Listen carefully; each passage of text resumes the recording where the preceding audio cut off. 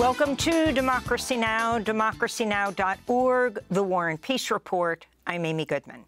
Israel says it'll open Gaza aid routes, including the northern Erez border crossing, after President Biden called for an immediate ceasefire in Gaza in a phone call with Prime Minister Benjamin Netanyahu Thursday. Biden also reportedly told Netanyahu future U.S. policy will be determined based on Israel's actions to address the spiraling humanitarian disaster. Secretary of State Antony Blinken echoed the remarks as he spoke from the NATO headquarters in Brussels. And with regard to our policy in Gaza, look, I'll just say this.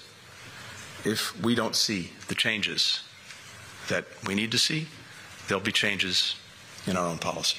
It's the most direct public warnings issued by the U.S. against Israel, but were not accompanied by any concrete action to prevent Israel from carrying out more killings. The confirmed death toll in Gaza has topped 33,000, over 14,000 of those children. Thousands of others are unaccounted for. The Washington Post reports the Biden administration Monday approved the transfer of thousands more bombs to Israel. The same day, Israeli airstrikes in Gaza killed 7 aid workers with the World Central Kitchen, including a U.S. citizen. Earlier today, Israel released its report on the killing, saying the attack was a serious violation of military procedures and blamed it on mistaken identification of the vehicles. The World Central Kitchen had coordinated with Israeli military officials and received clearance to travel on the route where it was attacked in its clearly marked WCK vehicles. It's demanding an independent investigation. Another video has emerged appearing to show Israeli forces shooting an unarmed Palestinian as he attempted to collect aid. The footage, aired on Al Jazeera, shows people retrieving airdropped aid packages in northern Gaza. One man is then singled out and shot as he was walking with an aid package. His lifeless body is then left to a pair of dogs. The human rights monitor Euromed released a report this week that found Israel killed 563 Palestinians and injured over 1,500 as the Israeli military targeted distribution centers, workers and civilians waiting for aid. The Palestine Red Crescent Society called for immediate action to halt the bloodshed. Members of our teams were killed since the beginning of the war. Those dedicated heroes who lost their lives in service to others. We mourn the loss of our colleagues, our friends, and our loved ones. We cannot wait any longer. Civilians, humanitarians, and medical personnel must be protected and respected. The international community must take action now to end the suffering in Gaza. Israeli airstrikes continue in Rafah, killing at least 2 children yesterday. Following the attack, survivors searched the rubble for signs of life. If the world believes that what is happening in the Gaza Strip is because of what happened on October 7th, then this is a delusion, a great delusion. What happened indicates that there are significant plans that were put in place for the Gaza Strip, and the proof is that it is not possible that plans for displacement and starvation can occur overnight. America is providing some aid to us, and given to Israel military aid. They provide humanitarian aid to us, and then provide military aid to them. It is like they are saying, kill them, but nicely. A new Human Rights Watch report finds an October 31st Israeli airstrike on a 6-story apartment building in central Gaza is an apparent war crime. Human Rights Watch released this video accompanying their findings. Without warning, 4 munitions struck the building in the space of 10 seconds. The airstrike demolished the building and killed at least 106 people, including 54 children. Human Rights Watch's research found no apparent military target in or near the building. The airstrike violated the laws of war and is an apparent war crime. Human Rights Watch also urged Israel's allies, including the U.S. and European nations, to suspend arms transfers to Israel and back the International Criminal Court's investigation into likely war crimes. This comes as earlier today, the UN Human Rights Council adopted a resolution calling for Israel to be held accountable for possible war crimes and crimes against humanity in Gaza. A doctor at an Israeli field hospital for detained Palestinians said in a letter to government officials, quote, "We are all complicit in breaking the law," unquote, as they described the horrific conditions for Palestinian patients.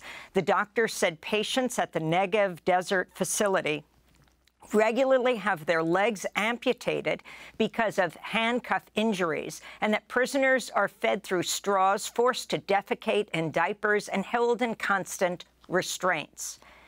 In occupied East Jerusalem, Israeli police fired tear gas to disperse worshippers after dawn prayers at the Al-Aqsa Mosque compound earlier today, the last Friday of Ramadan. Israeli authorities have been restricting access to the holy site for Palestinians throughout Ramadan.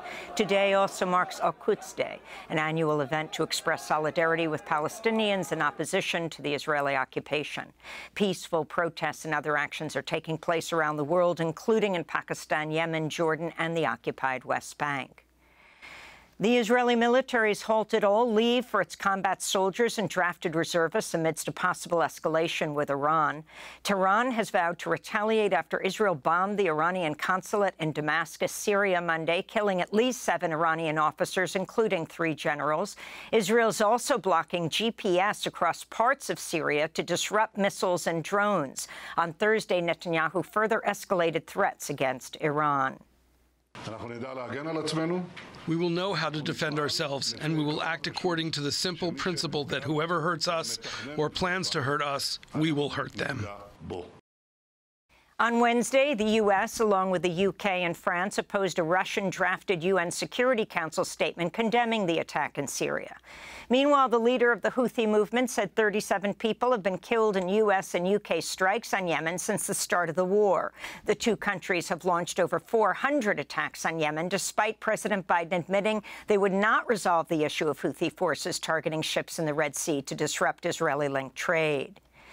In California, activists blocked all entrances to Lockheed Martin's research campus in Sunnyvale, laying down in the rain to prevent workers from entering.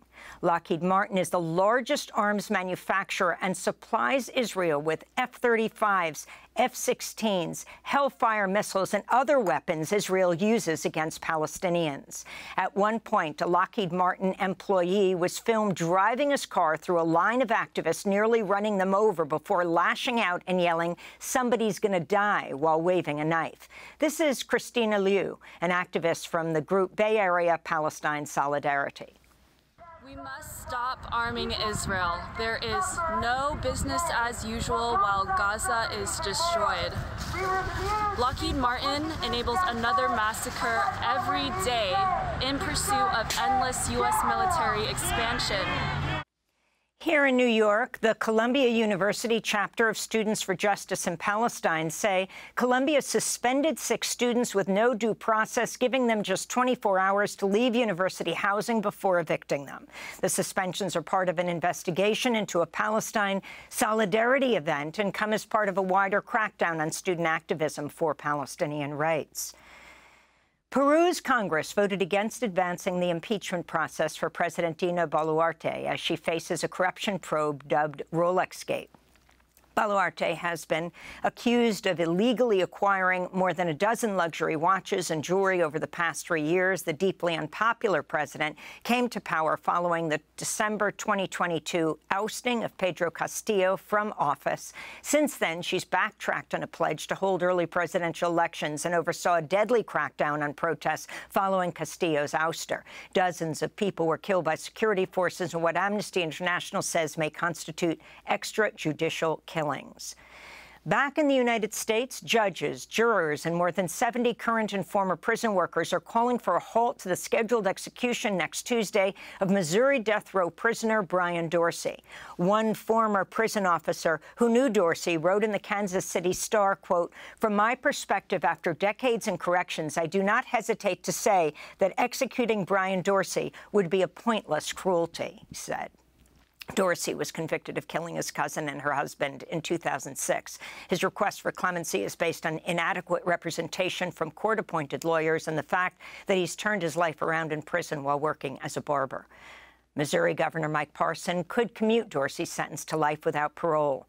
Meanwhile, Oklahoma executed Michael Dwayne Smith Thursday in the first of 25 executions planned this year. This week, Oklahoma Judge Gary Lumpkin told state execution schedulers to, quote, suck it up and man up after they requested more time between executions in order to reduce trauma on staff and the potential for errors.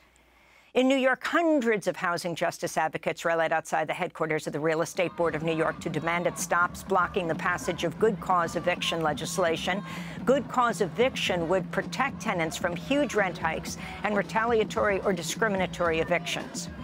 As protesters peacefully blocked the entrance of the Real Estate Board's building, police started arresting activists. New York City public advocate Jumaane Williams spoke before he, too, was arrested. The people of the city of New York, the people of this state, deserve not to be evicted frivolously.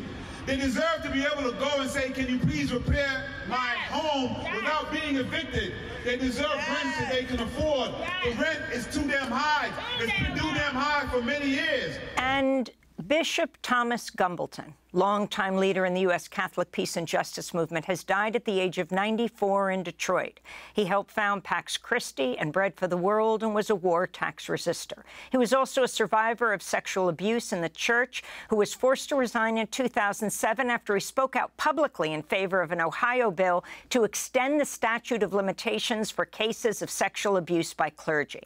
In 2013, Bishop Gumbleton spoke to Democracy Now! About his work with the Survivors Network of those abused by priests, known as SNAP.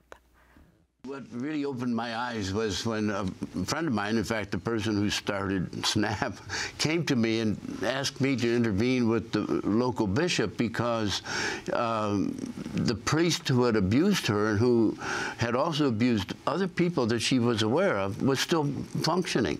And I said, that's impossible. You were the Bishop of Detroit, and he was in Toledo.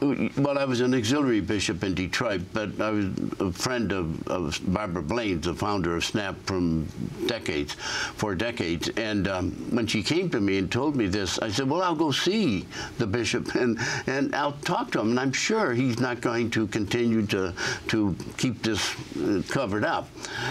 Well, I went to see him, and he assured me, I'll do something about it. I'll take care of it. So I took him at his word, but nothing ever happened.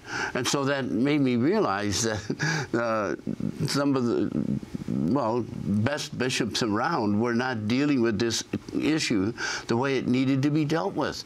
I mean, it just was terribly wrong to allow a priest to continue to function in a situation where he could abuse other children. And it turned out he was still abusing other people. And so the priest was. Yes, and the bishop was allowing this to go on. That was Bishop Thomas Gumbleton, who passed away Thursday at the age of 94. And those are some of the headlines. This is Democracy Now!, democracynow.org, The War and Peace Report.